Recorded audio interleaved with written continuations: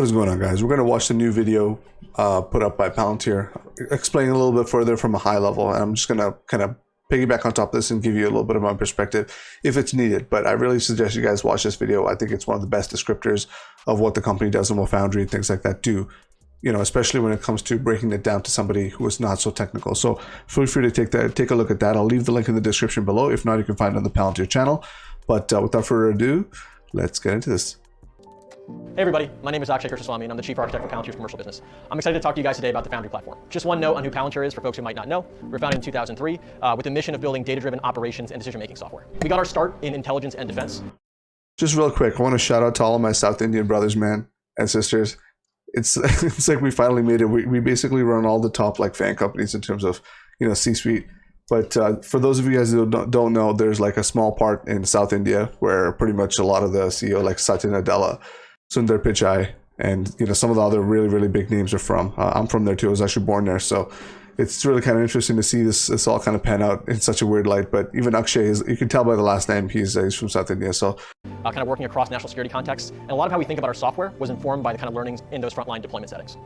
Today, we work across a lot of different industries, 40 plus industries, a lot of places outside of government, and across the commercial sector, in the nonprofit sector, and all parts of the government now as well. We have 3 software platforms at Palantir that we think of as operating systems. Gotham is our operating system for intelligence and defense. Apollo is our operating system for deploying and managing complex software footprints across many different environments. And Foundry, which is what we're going to talk about today, is what we think of as our operating system for the modern enterprise. If we think about the modern digital landscape, we recognize that most organizations are already on a journey, right? They're setting up data lakes, data warehouses, they're deploying many different types of analytics solutions. And in fact, we're partners with a lot of the folks that you might think of out there in the industry.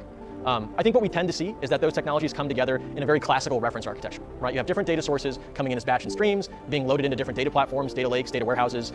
That data then undergoes different types of transformation. It's then prepared for analytics and typically then deployed into BI applications or reporting. You can kind of think about this as a linear flow or an assembly line of data, where you have producers on one end kind of. If you're wondering why the video's going so fast, I watch all my videos at like 1.5 to 2 times speed. I just don't have the time to sit there and like watch everything at the normal speed, so excuse this. But if you really want to break down in terms of like just the video itself, go take a look. I'll leave it in the description. Okay, just real quick. Clearly, I feel like the narrative has switched a little bit, where things have been less unapologetic. They want to. They're taking out this olive branch approach where they're like, you know what, we're going to integrate with everybody that's here. We're going to, work with you guys. We'll work with you, man. We got this. Me and you, we're going to be a team. You don't have to get rid of all that stuff. So it's really good, actually, right? Because a lot of these companies, if you go and tell them that you need to, oh yeah, we're great. We're going to do everything that you can possibly do, and go all arrogant and stuff. Whether you can do it or not doesn't matter, because this is a business. So for them, you want their money. You see what I'm saying here? So like, if you go in all like, you know what? You see what you do here? You guys all suck. All of you suck. Why don't you just get my software? I will do all of this for you. That's a good way to not get the next meeting. So it is what it is. But it's really good that they're doing that. And they're talking about the integrations with data lakes and data warehouses and stuff like that, which is actually very important, because once the data gets into these data lakes and data warehouses, guys, it's very hard to remove. Not that the technicality is not hard at all, actually. It's very easy to remove it. The problem is it's data intensive. It costs a lot of money. In your IT workforce, there's not that many people that handle this and are on these teams. And on top of that, we're going to remember the companies that have these, right? These guys have like, their teams are siloed. So even if you knew how to do it and you're not on that team, you won't have the access or ability to go do that stuff. So there's a whole bunch of like red tape and bureaucracy for you to even get to the data lake. And then you got to worry about data costs, which is why it's very important that Palantir works in this way, where they have to be able to work with some of these existing incumbents and stuff like that. So, which is one of the reasons why, Snowflake could potentially still survive in the long term. And I think it will. Anyway. Responsible for putting the data together and then producing the data products, which are then consumed by different types of business users through reports or dashboards. And while there's nothing inherently wrong with reports or dashboards, it does leave a lot on the table when it comes to, well, how do I benefit from people learning what to do when they actually see that data? How do I understand what actions to take as a consequence of presenting that data to business users? And how do we actually engineer a feedback loop between people on the front lines and people in the back office actually doing data and analytics work? You sort of see data coming together in reports or dashboards. You might notice an insight, but then as a business user or an operational user, you just kind of pivot away to the next thing you have to do. And we think that while this is kind of sufficient, this model, this assembly line for okay. Hold on. reporting and for dashboards, most organizations that we talk to feel the need to go beyond this model, just given the complexity in the world. And so you're kind of limited by this producer-consumer paradigm. And I think, if we think about what's happening in the world today, Okay, just real quick on this. What he's talking about is actually, I'm sorry, I'm laughing because it's funny. a lot of, like in the past 6 years, a lot of companies have really just solely been dashboard companies where they're like, oh, look what we can do. We can take all of the data that you have and we can shove it into like a freaking dashboard. Dude, like I did that in a week. Anybody can do that. You can do that. There's templates that you can download where the dashboarding part is really the easy part. There's a thing called like Graph 3ds or whatever, and then Chart.js is another one. So many different libraries that you can use to just chart stuff out. All you have to do is know how to like, you know, do a little bit of design and you're good to go. So it's really funny that a lot of these he's taking a shot at them basically. But anyway, the point is that dashboards, right, guys? So for those of you who don't understand, a lot of these companies will present dashboards like they are the be all end all, like that's the thing that'll be on the sales deck. But at the end of the day, dashboards are really just it's a really neat way of presenting everything. It's them saying, look what we can do with all of your data. Okay, so what? Who gives a shit? Like, what's the next step? You're just showing me the shit I already knew I had. You know what I mean? So that's why this kind of stuff sells to salespeople and marketers and stuff like that, but it won't sell to technology people because like we already know what's in there. We don't need to see it. We just need to know what to do with it. You know what I mean? But anyway, yeah. So like, and the worst part is, and he's touching on this now actually right after this point probably, but he's talking about the existing reports from dashboards and again, which are basically just like descriptors without actionable items, right? It's like, it's just showing you what you can do or it's showing you what it is, not what you can do. And what Palantir is saying is their version of it will give you an actionable sort of item to go in and provision down or up the chain in your own platform, which is like, think about it. It's actually quite revolutionary, right? And it's funny because it's something that always needed to be done. It's just nobody really did it. One, because the dashboard companies, they couldn't do the actionable stuff because they weren't actually plugged into the rest of the stuff. They were really only looking at the actual display part. They weren't talking about, they even if they had the way to action it, they wouldn't be able to because they're not integrated or connected to everything else in the enterprise like Foundry would be. You guys see what I'm saying here? So anyway, the dashboard companies, a lot of them, you can think of a company like New Relic. Splunk is a good one. Splunk is actually a pretty decent one, actually. Sentry, and the cloud native companies have their own. So like, for example, GCP has their audit logs and their, CloudWatch and all this stuff for AWS. They have a lot of tools, but the thing is, even there, like Stackdriver for GCP, activity logs for Azure, even there, most people, and I know this because I've done this myself, I've set up dashboards. You can do that in the cloud itself, but 90% of the time, no one knows what the hell to do with it. You're going to find maybe one or two people in an enterprise that actually understand how to take action on it, and it's not readily available. Like you have to be able to write that report in a specific way, or else it's just going to permeate through the entire organization like diarrhea and poop it right out on the other end without doing anything. And you just got paid for basically doing nothing, which again, I'm okay with, but it is what it is. All right, let's move on. Both in terms of exogenous shocks out there in the world, the complexities inside organizations' four walls with their partners. Just having this assembly line approach isn't sufficient for dealing with that complexity. And so what we see kind of over and over again is that folks want to be able to use kind of the exhaust, the learnings, the feedback from people interacting with data and models to better inform their processes. They want to kind of consider those learnings not exhaust, but fuel for the business. And so we think about, well, how do we kind of turn this typical producer-consumer paradigm on its head and actually kind of have a different modality where there are data kind of producers and consumers in every part of the business working together in a common platform. So we think about Foundry as providing an open architecture for closing the loop between operations and analytics. It provides the ability to bring your existing data and model tooling together inside of an ontology, which you can then use to build workflows, applications, and actually capture decisions with to inform better operations over time and continuous learning. With Foundry, we kind of say to kind of everybody in the enterprise, to data teams, bring your data lakes, bring your data warehouses, bring kind of all the data that exists across different systems, and connect that into Foundry as sort of what we think of as the nouns of the enterprise, right? The semantics. And to the analytics teams, we say the same thing. Bring the models, bring the linear programming models, the ML models, the stored procedures, and allow those to be connected into the same foundation as sort of the verbs that go along with the nouns that give you kind of all the business processes. And we think if you can then kind of assemble this operating layer iteratively over time through use cases, you then build out a very powerful foundation to do many things. You can drive more and more kind of operational workflows that are read-write, where business users are contributing their knowledge back into the foundation. You can do kind of more sophisticated analytics, like running scenarios and what-if analysis. And critically, you can capture decisions and pipe those to all sorts of different enterprise systems, both new and old. So again, we think by closing the loop, it's a very different architecture than kind of a one-way assembly line of data. In terms of how it works, Foundry comes with everything. Okay, so that was a lot. There's a lot in this video. Again, highly recommend you guys watch this stuff on your own. Watch it multiple times. If you're not technical, you'll understand a little bit better, okay? And any of the terms that he's talking about, feel free to Google that. They're not like really deep tech terms. You can really just find that. But anyway, let's talk real quick about ontology. Now, ontology is kind of like a nest egg or nested like issue and a rabbit hole you can get into, right? But really all it is kind of like, think about it like a digital twin of whatever you're doing. So if your organization has certain attributes, there will be a digital twin of it. And on top of that, if if you're somewhat familiar with like a database, everything's stored in rows, right? So think of it like a car. A car is basically an object, right?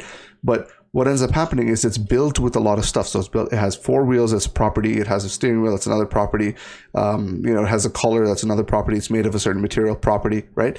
So what happens is the current and how apps are built are based on properties, based on the actual row by row tables and databases and stuff.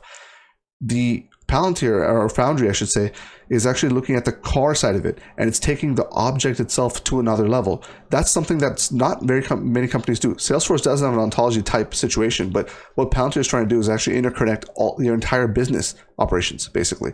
So you can, from a high level, from like a 200-foot level, look down and say, oh, this is actually related to this. I didn't know that it actually had that relationship with this other team, right? Like, managers all want to know this stuff all the time. They want to know like what kind of impact that certain teams have. Sometimes a lot of companies, and I used to work for one called BlackBerry. I don't know if you've heard of it, but these guys ended up firing the wrong people. Don't get me wrong. If someone's from BlackBerry watching, I'm sorry. It's my opinion, okay? But they ended up firing the wrong people, and these people went to Apple. They went to Google. They went to all these companies that you probably heard of and made them tons of money, because this was back in 2013. Think about it. That's when Apple and Google made tons of money. So it's like, I don't know, this kind of stuff will help you not only just do business operations, it can also help you understand the efficiency of your workforce and that kind of stuff, right? Okay, so ontology, that's like another big thing of ontology, and this is a whole video on its own, probably a whole series of videos. But just another quick thing I want to bring up is the fact that if you had some issues like in your organization or whatever, right, running models on an ontology layer is basically a digital twin. So you can go and say, what if in this scenario, what would happen to my company? What would happen to the operations? And this particular ontology layer would go and spit out some result that could potentially be actionable for you down the future. So you're almost like predicting the future for yourself. Do you guys see what I'm saying? It's not exactly that, but you can use it for mitigation purposes and for security and things like that. So it's very, very important. Just keep that in mind. You should read on ontology if you get the chance. Okay, second thing is ML model loading. Everything else makes operations basically. So the idea for the ML models is you go and train your model. So like you can use, for example, like Google AI platform or SageMaker from AWS. Or like Azure ML to go and train your model, right? So they use open source things sometimes, things like TensorFlow and all this other stuff. So once you train your model, once you train your algorithm, it generates basically a model. That model you can upload into Foundry for you to run in your ontology layer or wherever you need to run it. So, again, it's uncorroborated. I haven't seen the platform yet, but it's pretty interesting because for a while, a lot of these models just kind of sat on data scientist machines or on the cloud in one individual narrow sort of function. But now within ontology, it's almost like within a whole pipeline, right? So you're able to sort of access it from different angles and apply it to different things as well. So it's a little bit more dynamic and it's way more frictionless, okay? Before, if you had to go from team to team, you had to set up all these stupid meetings where you're basically talking to people, and the data that's moved around to different teams, it's people that move them. It's going through stupid email chains and all this garbage.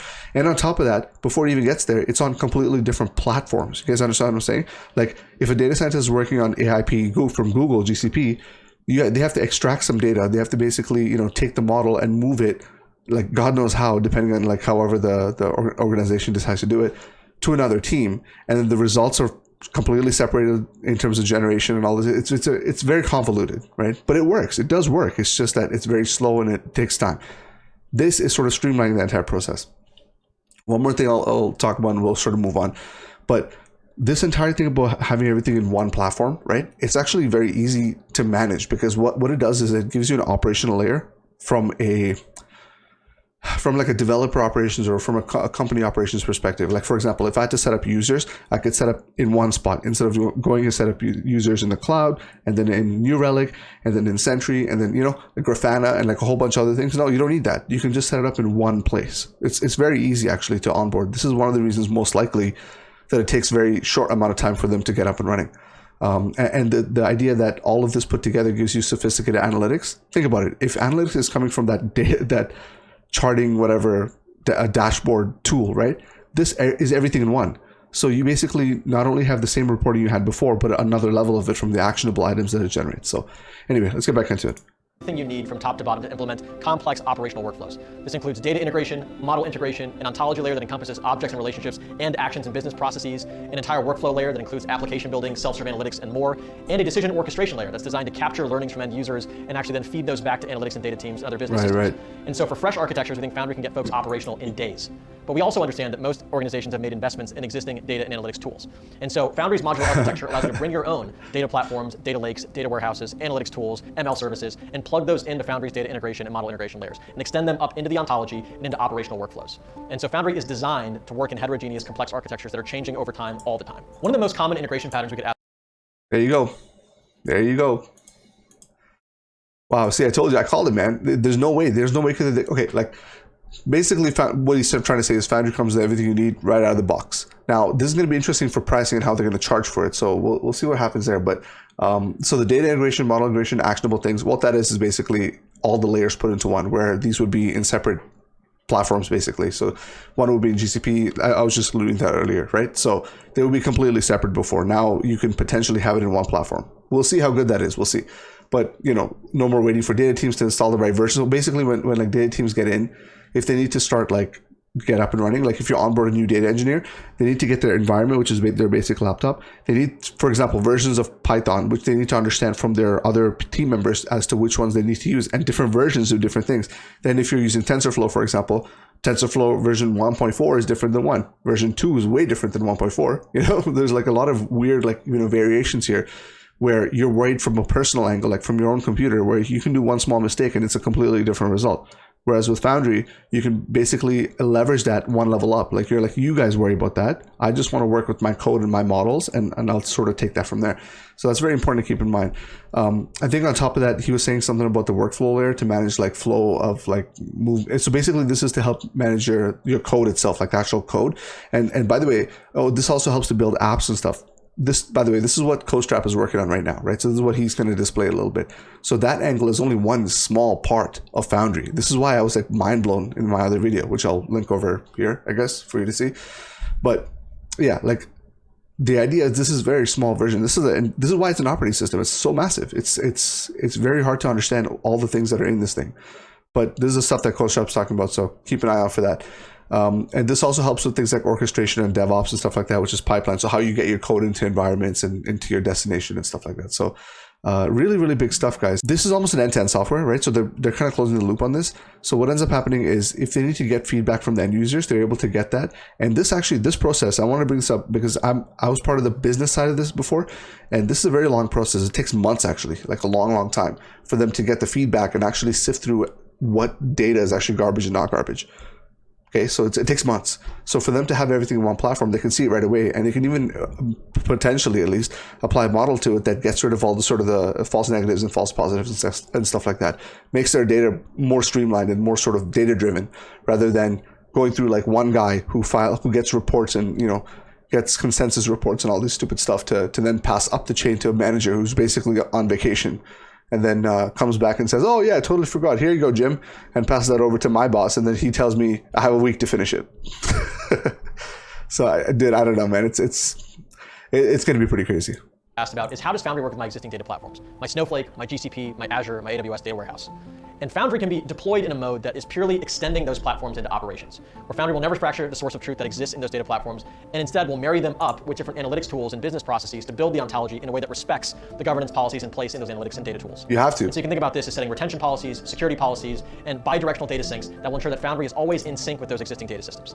As organizations evolve, we expect they're going to continue to invest in new data tools, new analytics tools, new governance tools, and we've designed Foundry to make sure that it can be a great citizen in a landscape that's only going to get more and more complex over time. As underlying data and analytics architectures continue to evolve, Foundry is designed to serve as a resilient, stable operating layer that can continuously benefit from different systems coming online and allow different user groups to make better decisions over time using the ontology-driven approach. So in summary, Foundry is designed to deeply integrate with existing architectures, data platforms, data lakes, data warehouses, and all manner of analytic solutions as well, integrating both data and analytics primitives into an operating layer that can be used to power feedback-driven workflows across the entire business. You can get started today with a single workflow in Foundry, but the power of Foundry is really in the compounding that occurs when you scale from a single workflow to enterprise use cases that span the entire organization. We're excited to see what you're going to be able to do with Foundry. Let's close this out real quick. I think this video is getting pretty long. Now, there's way too much in that video for me to cover in one, okay? But I'm not going to keep making more videos on this. I think you guys can sort of infer from the stuff I'm talking about, and other people in the community will also chime in on it. But really, that last point is very big, guys. The last section that I played, very, very big. Basically, they're saying that they will, and this is always known before, but now they're actually saying it. You see what I'm saying here? It feels like it's shifting a little bit. Like they're saying, okay, we're able to integrate with GCP, Azure, AWS. Before, they didn't have to say that. They didn't actually say it that much, even though they're like, oh, it's possible, it's possible. But now I know that they have to push this modular approach, right? It's easier to sell. So for them, it's like, okay, guys, like, we can do this. Don't be scared of our product. Please understand that we can work within what you have already. Now, here's the problem I have with that. With the modular approach, if you were to sell services separately, that would be different. But I think what they actually might be doing is going to what's called like a catalog model. Or I think Arnie Investing brought this up. Like, this is one of the questions I answered with Jackson from Palantir Vision. But basically, it's a consumption-based model, right? Kind of like what AWS is. You pay as you go, you pay per use, and that kind of stuff. So this could be something like, okay, you don't have to pay this full licensing fee for Foundry, right? You can take it on as some sort of smaller subsidiary fee that could be recurring, like a yearly or something, instead of a long three-year thing. But as it recurs, we say, for example, somebody plugs in a Snowflake data lake. Okay, so that's going to incur some cost to it, like a small percentage of cost, because again, they don't handle the data, right? It is what it is. The pricing model has to be something here. Like, we have to know what this is. That's going to be kind of very important, at least for me, because I need to know how they're going to sell this stuff. Because that's the problem with this company. They just have to sell it. I don't know how they're going to sell it. But this might make it a little bit easier, because they can just say, take it and we'll sort of figure it out as we go with you guys, and sort of work with you guys as it comes. Okay, so now the thing is, they did say that this Foundry could potentially, like, you don't have to pick all the stuff from Foundry. It can work as sort of more of like an operational suite within your organization, where it plugs in different variable stuff that you already have, and it almost works as an operating layer, right? There's a problem with that I have. The good thing is you have one place that you can manage users, access, and all this other stuff, which is basically really secure in that way, okay? The problem I have with that is, again, how is it going to be priced, right? So it's like, if you're paying the current licensing model for just an operational layer, that is hella expensive, man. I wouldn't even pay for Foundry for that reason. So we'll see what they say. And then last but not least, I think, like, Palantir, from all the stuff they're releasing lately, they're really starting to warm up to this whole, hey, let's not be so incendiary and like be so cocky about what we do. Even though I truly believe their product is head and shoulders above everything else, right? But you can't go to a company in a meeting and tell them that, because then it kind of devalues everything they've done for all these years, which is not a good thing to do for sales. So they're finally taking this approach that's a little bit more modular. It's going to help their salespeople sell more. They're onboarding 200 more salespeople. So let's just hope they get the right sales folks, man. I mean, not all salespeople are the same, just like how not all engineers are the same. So let's hope they get the right ones. The ones who are watching, I think you guys know who I'm talking about if you're watching. But let's see if they get the right folks out there, and let's see how they sell this stuff. But until then, I was highly suggest to watch this video. If you like this kind of content, guys, I never asked you to do this, but feel free to like and subscribe. But more importantly, hit me up in the comment section below. Let me know what you think of this video, and let me know what you think of Palantir and Foundry in general, based on all the stuff they're posting. Just really want to have a conversation with you guys. That's more important to me than anything. But anyway, that's it for me. I will catch you guys in the next one. Peace.